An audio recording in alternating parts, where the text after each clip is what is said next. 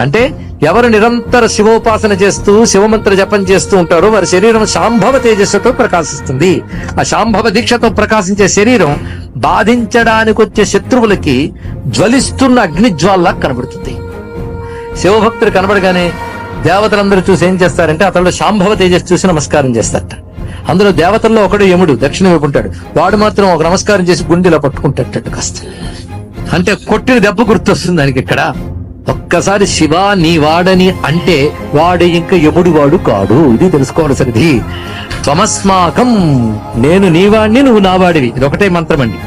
మన శివుడి వాళ్ళం, శివుడు మనవాడు. అది అన్నాక ఇంకా లోకంతో భయమే ఉందండి. కానీ అన్నిటికంటే గొప్ప తెలివి ఏంటంటే ఈశ్వరుణ్ణి ఆశ్రయించాలన్న బుద్ధి ఒక్కటుంటే సర్వశాస్త్ర సారములు తెలిసినట్లే. కనుక మన పిల్లలకి భగవంతుడిని ఆశ్రయించే లక్షణం ఉందా లేదా అని తెలిస్తే తల్లిదండ్రులు ఆగి బతికి వచ్చండి. ఇంకా వాడి బతుకు పరమేశ్వరుడు చూసుకుంటాడు.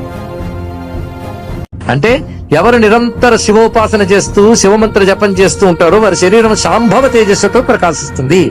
ఆ శాంభవ దీక్షతో ప్రకాశించే శరీరం బాధించడానికి వచ్చే శత్రువులకి జ్వలిస్తున్న అగ్నిజ్వాల్లా కనబడుతుంది. శివభక్తుడు కనబడగానే దేవతలందరూ చూసి ఏం చేస్తారంటే అతడు శాంభవ తేజస్సు చూసి నమస్కారం చేస్తారట.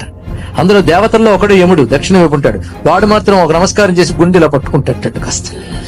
అంటే కొట్టిన దెబ్బ గుర్తొస్తుంది.